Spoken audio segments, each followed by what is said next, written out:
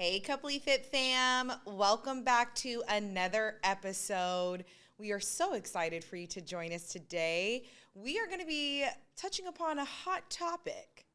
Where do you want to be a wife or a bride? But before we jump in, please, if you are watching us on YouTube, like and subscribe. If you are watching any of our clips on social media, again, follow us at Coupley Fit, CoupleyFit, and DM us. Let us know your thoughts on what you were feeling, thinking about the episode. Let's dive in. So, I think it's really important to talk about the difference between wanting the wedding day versus wanting the marriage life. What are your thoughts? You're absolutely right. And I think we can actually take a step back. Oh, okay. Before we even get to the wedding day, some people just want the ring. Oh, right. Some people just, I always see, That's true. it's like you see the posts that start dropping where everything's got the finger and the ring in it. That's right. It's like steering wheel, nail salon. Yes. I love check it. me out. It's like, so cute. right? So, but it becomes such a focus on like, I want to be wifey, right? I want to be married. I want the title. But do I really want what comes along with the union and the responsibilities? Yes, absolutely. And so I wrote down something that's called the glam versus the grind. It's a lot of people that wasn't shooting in the gym. Somebody remembers that. Were you with me shooting in the gym? Yes. Were you with the grind, or are you only here for the glam?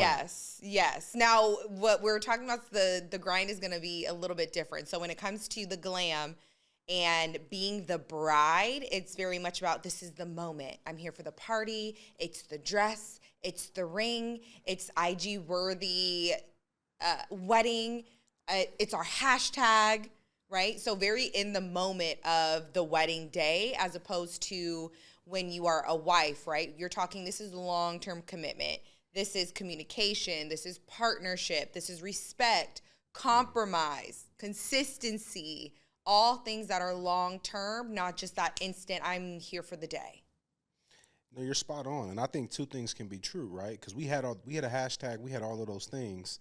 But it was also... No, but I'm saying that's what this is about, correct. Is I'm here for main day, the main event, and then after that, it's, I guess we're married now. You know what it kind of reminds me of? I'm trying to remember what country, but in another country, and I think they had like Rihanna perform at the wedding, but I think they spent like $17 million on the wedding, and like the marriage lasted like 6 months.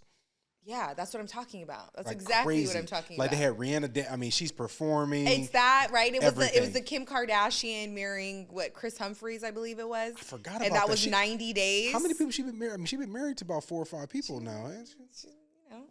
At least 3. Dang. So. That's a lot. I mean, it's a lot. So, right, is she here for being the bride or being the wife? I think it's all of the... being the bride. I think it's all of the things that you mentioned. It's the IG, it's the glam. Yes. But to your point, right, we live in such an era now, too, where social media will show you the glam moments. But it's a lot of people right now living in a grind moment, right? Like there's more and more people that are overcoming adversity, are trying to figure things out, right? There's more and more, even on the relationship side, people's families that are Kardashian, it's a blended family. Whoever she marries for the 4th time, they're going to be in a blended family. She has kids from a previous relationship. So, like, you have to be prepared for those other elements because it's not just going to be easy. Yes. So, interesting enough, right? What are some signs that you might only want the bride experience? Go ahead. Well, one of the ones that came to my mind, a sign that you only want the bride experience, are you willing to do the work? So, if your partner says, hey, let's go to marriage counseling. And I wrote that down too. And they're like, you know what? I don't want to go to marriage counseling, but I do know where I want to go for my bachelorette.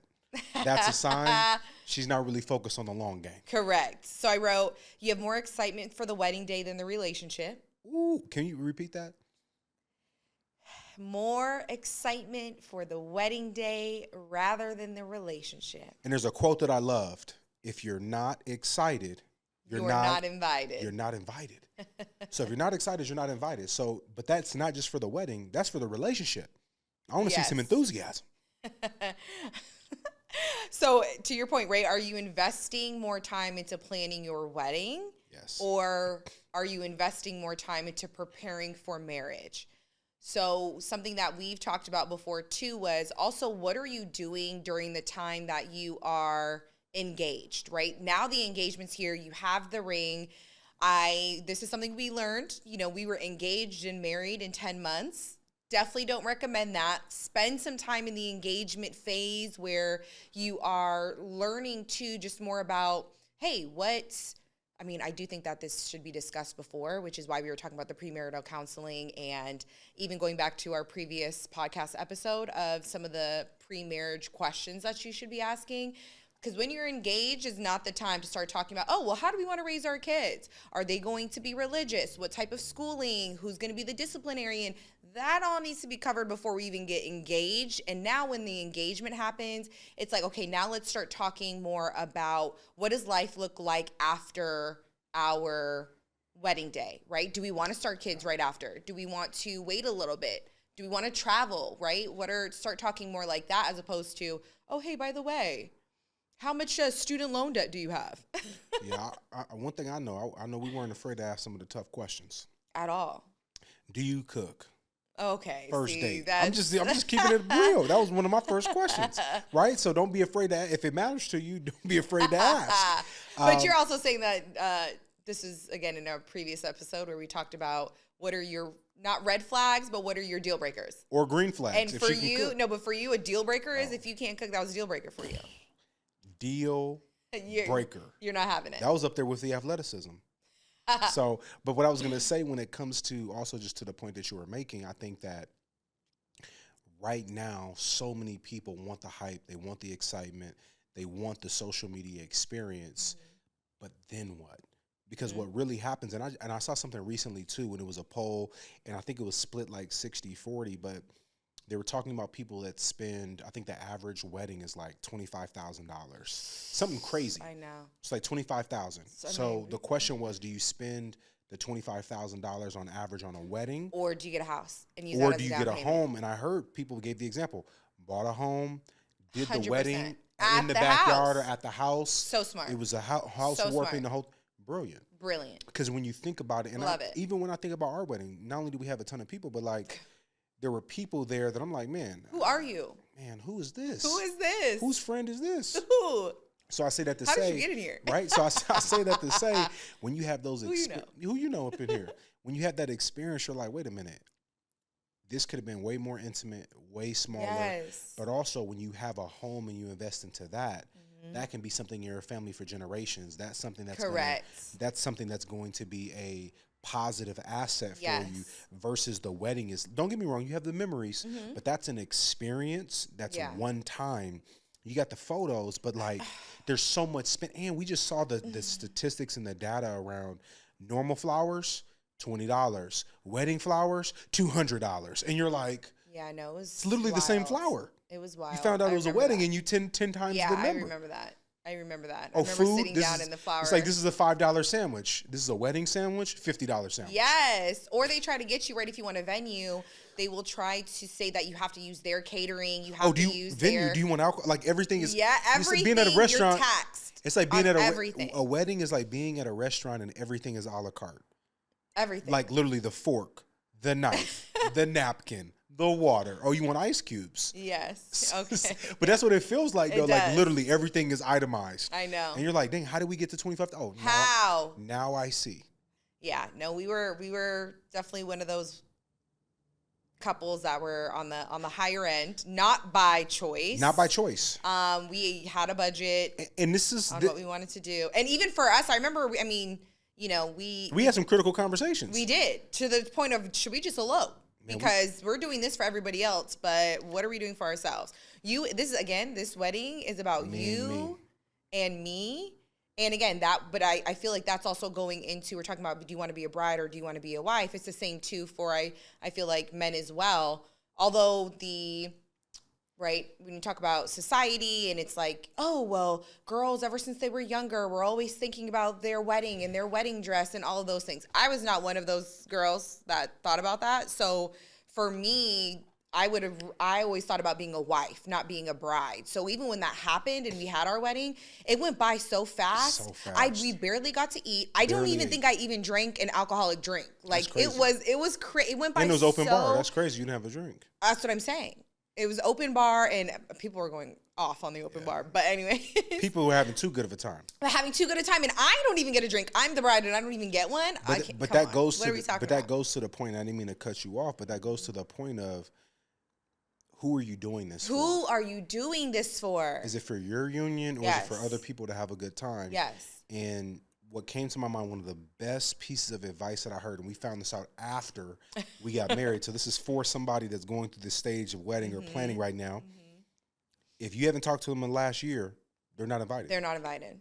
So that means if you ain't talked to them in the last 10 years, they definitely ain't invited. They're not invited. And if this is somebody else, and don't let somebody bully you. That's a big one. Don't let somebody bully you, especially if you're the bride and it's your in-laws or somebody on the husband side of the family. And again, we're talking a heterosexual relationship, and it's on the other side of the family. Like, don't let anybody bully you into something that you don't want, that you are trying to accommodate for everybody else. Again, this is about you. It's the time to be not bridezilla. You don't need to be rude and disrespectful, but definitely stand up for yourself. Fair but firm. Fair but firm. And a perfect example of that, what does that look like? And these are areas where, again, I'm seeing it as areas of opportunity, because when you spoke to some of those things, you're speaking to me. So I hear that.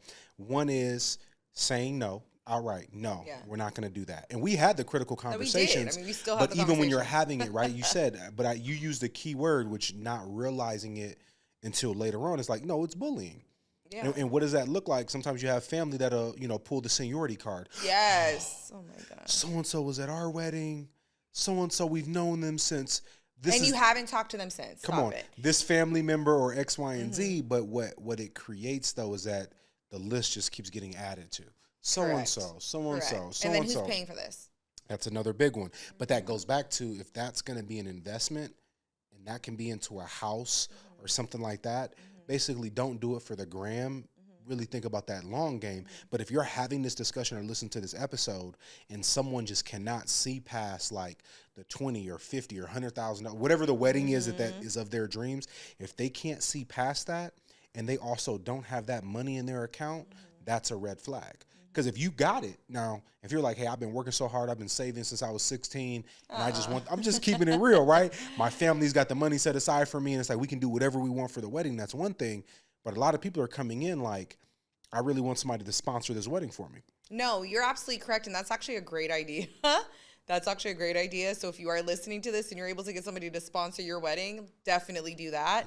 Yeah. However, on the flip side, here's the thing, just being fair. If you were that little girl that has always thought about your wedding, and it's something that you've talked about over time, and you know exactly what you want, you've had your Pinterest board or your vision board, then I would say that would be an opportunity for you to see where you can trim, right? Like, see where you can save money, but definitely try to do what your dream has always been.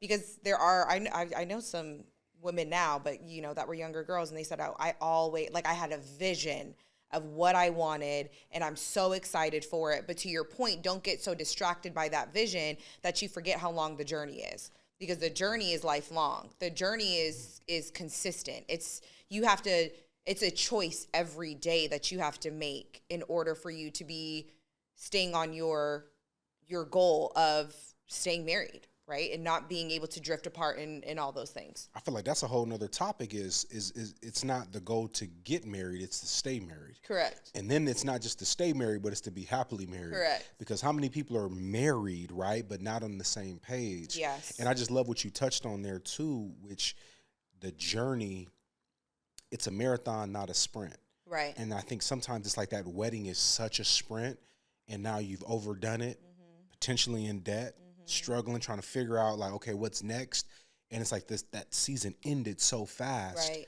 But now, if you think about it, right, what society will tell you, and this is what a lot of people put pressure on us, was like, you need to hurry up and get married. Like you said, 10 months. Right, but then you're compounding. Is that what you're going to say? Compounding. Because we got engaged. Right. We really didn't have the money for this $25,000. Well, hold on. Let me. And that's out of pocket. Well, that's not like, I can go on a payment plan. No. That's out of pocket. Before we even go to the money for the wedding, we got to go ahead and keep it all the way humble for the fellas. Don't think you're just walking in Floyd Mayweather with a briefcase with $1 million to go buy the ring. That's not the world that we live in. It was a I'll see you in 2 weeks. Listen, I'll payment see plan. you in a month. Got you. I'll see you in a month. Right? It was kind of not quite layaway, but it was like, I'm going to go ahead and come on now. I'm going to put something on it. I'm going to keep coming to see you. So when I even think about that, give yourself more time because it allows you to save. It allows you to go ahead and afford that ring. It allows you to have it paid off. But think about it. Fiance or husband is invested into the ring. That's a big investment. Now the average wedding is another $25,000. That's a big investment. What do people say as soon as you get married? Oh, well, where are you going on your honeymoon? Who's funding the honeymoon? Right. You're taking all this time off work, so you're making less, you're spending more, and then guess what they tell you? When you got having baby? Where the baby at? Where? First come marriage, then the baby in the carriage. And you're like, wait a minute, how much? A baby costs $30,000 for the first year. Can you speak? How much money did we just rack up? $30,000 for a baby, let's call it $25,000 for the wedding, and then maybe, I don't know what the average would be. But. And just to put in perspective, $30,000 for a baby, some people can't fathom that. That's what some people make in an entire year. Correct. And like when you look at daycare, food, God forbid anything happens and you have to invest more, braces, all these, not in a newborn, but you get what I mean, right? There's all of these things you got to put money into, and it's like, wait, we're compounding. Right. But that's what they talk about, right? But what also do they say? You need to buy a house before you have the baby. Right. So why don't you you got to buy your dream home. And it's like, wait, we're in our 20s or our 30s, and it's this idea of your dream home. But when we see the stats, people don't make their peak income until they're in their mid-50s, early to mid-50s. But social media is like, you need to have your dream home at 20, 28 or 30, right? Married, 2 kids, and it all is just compounded and stacked. And then people end up in a situation where the financial struggles are now in play. Right. You can't do paycheck to paycheck, right? Even if you're making good money, but that goes to one of the biggest pressures on a marriage and a relationship, which is finances. Mm-hmm. Yes, you're absolutely correct. And this goes into, so then what are some signs that you're ready for the wife energy? That can look like you value teamwork, you know that you're building a future, you're growing in seasons as well. That's one thing we've talked about multiple times over the episodes that we've recorded is who we were back in our early 20s when we first met to our, mid to late 20s when we started Coupley Fit, and now we're in our mid 30s. I mean, we went through 3 seasons already just there that we can think of, right? So just to that point, I just wanted to say when we talk about the seasons, I mean, we've talked about on other episodes. But I had a friend of ours, and came and visited and was like, "Oh, y'all, where are the spots? Where are the places to go and to go out?" And I was like, "I can tell you where's brunch, places to eat." But I'm like, I don't really know where the club spots. I don't even know where to send you. But it just when you talk about the seasons, you want to be with a partner that's on the same page. Where we had times where we dancing, met in a club, right, having good times. But then it did evolve, right? It's like karaoke. It's earlier nights. It's not necessarily, and we still have fun and have a good time, but just you want to find somebody that's on that same page. Whereas we have seen some couples where one person is like, I'm out of the club life, and the other's like, I'm still in it. Shots, but to your point, right? You're saying that you want to evolve together in each one of these seasons or stages. And then we also hear too, right? When you get married that, people start growing apart. Yeah. Because again, one person may be evolving in one season, but you're still stuck back in fall of 2013. Uh-oh. Now, don't get me wrong, right? Living in a TBT? Yes. Now, don't get me wrong, right? There are times, especially in a marriage, where one person may be further or in their next season, and you're going to be coming into that season. And that's okay. But again, it's that choice that you're making we're going to grow together. We're going to evolve together. I'm going to be, consistent and everything that I do so that we can keep moving forward together. But when you're talking about the bride energy, it's just moving forward. Well, the day happened. Now what? Then it hits you, maybe 3-6 months in. You're like, oh, shoot, I'm married.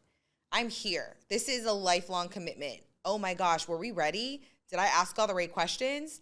Are we actually on the same page? And so that's when, it can start turning into more of that bride energy as opposed to the wife energy that we've been talking about. Facts.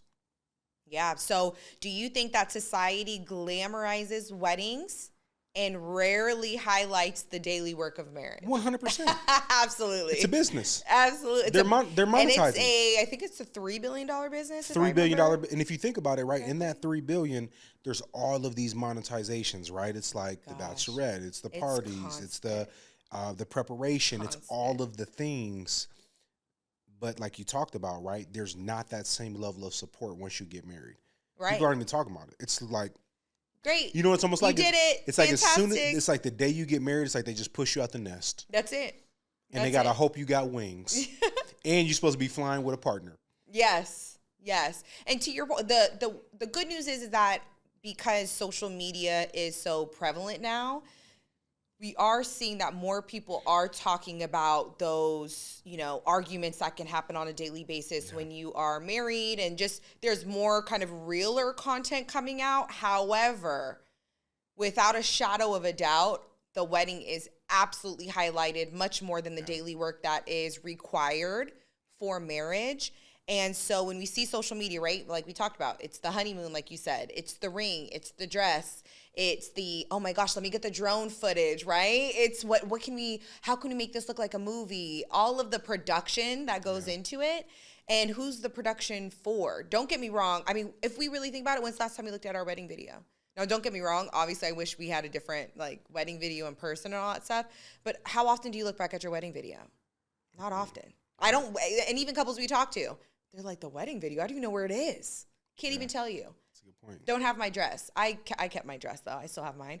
But marriage, right? When you start talking about marriage, you're talking bills. You're talking telephone bill. You can't pay a telephone, but you can't pay your telephone bills because you spend all this money in all these other areas. But then you're talking schedules, right? Conflicts. But then also, how do you resolve those conflicts? And there are family dynamics. Conflicts and family dynamics are two things that are really huge, because that's another thing with marriage that's not talked about enough. You're literally blending. You're blending. Two families. And really, you're trying to blend, because everybody doesn't end up getting blended. Correct. It's the hope. It's the hope and the attempt. To merge two families together. Yes. And then it becomes even things that we So you're married, to your point, right? We're merging two lives together, but then we're merging two family dynamics together. And what we know about families is everybody has their everybody's family has the dysfunction. Drama, the crazy uncle. Like everybody's got something like it's family. Define this dysfunction, name it, like everybody's got something. You can't spell family without lies? You can't spell family without families without lies. That's true. That's crazy. But just to that point, I was just thinking, and this is going to help somebody, is that's going to be a test in itself. How do you and your partner communicate, handle different things from a marriage, a planning, a coordination effort? Because there's going to be either miscommunications, there's going to be disconnects, there's going to be like sit downs that probably have to happen. There's going to be conversations about budgeting. Like if you really think about it, the wedding for a lot of couples is one of the big projects that you work on as a couple for the first time. If you think about it, right? Let's really think about it. There are couples who don't even make it through the process. You're not even making it to the wedding day. We've heard a couple people say that they've been engaged a couple of times, right? Didn't work. And it just it's not working out. Which I just want to take a second and commend those people too, because you're not getting yourself into a situation where I feel trapped or stuck. But how many people though would rather? Like there's people that we've talked to that were like, I knew they already knew what it was before they even got married, but they didn't want to miss out on the glam. They were a walking red flag. But they didn't want to miss out on the glam. The glam was too good. Yeah. I sent out the invites already. The glam was too glorious. I don't want to let people know it wasn't, this ain't that. That's right. But the people that we do know that have gotten engaged and then didn't go through with it or went another route, they literally dodged a bullet. And I heard something. It pertains to what we're saying. It's just worded differently, but it said, don't miss out on your husband because you have a boyfriend. So when you think about that, it's like, what? What do you mean? So if you have a boyfriend and when you're engaged, yes, you have the fiance aspect, right? But you have the fiance aspect, and then you're realizing the more that you're planning, the more that you have more conflicts, because that's really where the conflicts start coming out. truly is when you start planning a wedding, because you have the family dynamic conflict. Oh, somebody mama in there saying things. You know what I'm saying? You have the family dynamic conflict, but then you're going back and forth, and you potentially could be beefing because it's like, oh my gosh, well, your mom said this, well, my mom said this, and or these wedding are the finances, yes. right? Or just finances, right? Period. And then you realize, like, wait a minute, now that I'm thinking about this, I don't think you're the husband for me. You're not the right teammate. You're not the ideal team player. You're not the ideal partner or teammate for me. So let me go ahead and move out of this situation so I can find my actual husband, my actual partner who's going to be there, stand by me and move forward together. So let's give some practical advice. Right? And again, we always say we are not experts by any means. We just try to give you our experiences and our viewpoints. Again, in October, we're coming up on being married for 9 years. So we've had some experience, and we've gone through some seasons and some of what we're talking about. So something that we did before, premarital counseling. Big. We did that with our pastor, and I think it was only like 3 months, right? It was like 90 days. Leading up. 90 days, but he was asking us tough questions. He's also trying to almost like stir it up a little bit. Well, when was the time that you were upset? Yes. I was like, when was the time that you were upset, but you didn't say something to your partner? You're like, oh, hold on. Now that you ask, let me dig into my bag here. Yes, exactly. So that he could also see, how do you deal with conflict, right? How do you resolve it? And then ultimately, how do you repair it before you get married? Are you having those conversations about money, about in-laws, about kids, about conflict, how you deal with conflict? These are critical conversations that need to be had. And make sure that you're speaking to your partner, not to their representative. Okay. Because it's a lot of people that want to be a baller, but you're not a baller in real life. Or you're presenting yourself as this, but then when you get into it, it's like, wait, you're really not that. Mm-hmm. So make sure, because again, a lot of people, right, and it's anybody dating, you want to put your best foot forward. Right. How many people don't look like their profile photo? You know what? So it's like, dang, you put your best foot forward, but now everybody. And now the AI. Come on, everybody's. I've been seeing people dropping AIs. Wild. I'm like, dude, who's this? It's wild. Who is this? Who's this? So my point is, and don't get mad at me when I see you in walk right IRL. And I walk past you, and you're like, "Oh, you don't recognize me? You don't see me?" It's like, no, I don't recognize you. I was looking for the AI. I was looking for the AI version. I was looking for the AI version. What are we talking about? I thought you had a 6-pack, and it doesn't look like it. I thought you had green eyes, and you have brown. Get out of here. Pump faked you. Get out of here. So the other thing too, right, is, are you creating couples routines even when you are engaged? Before the big day, are you creating the routines that are going to be able to go into your shared values of building your life, right? For us, that's faith. That was health and fitness. That was finances too. We had a really big conversation about that.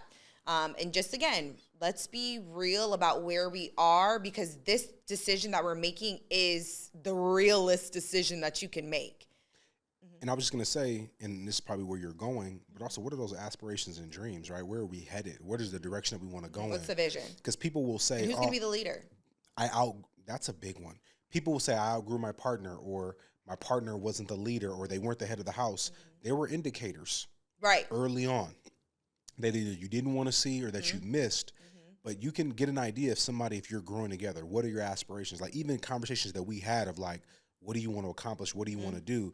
Even when, for me, it was like the NFL was one of the things on my list, there was so much beyond that in business and philanthropy and all of these things, but we were on the same page in so many of these areas that it was like, oh no, these are green lights. But that also goes back to compatibility, right? Are you compatible in the spaces and areas that matter the most?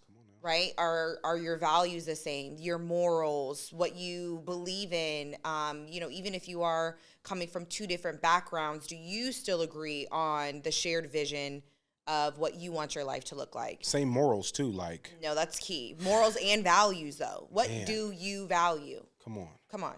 So also, right, when we talk about if you've heard us with Coupley Fit, again, being in the health and wellness space, we talk about a whole person approach, right? So it's not just the physical, it's the mental, emotional, and spiritual.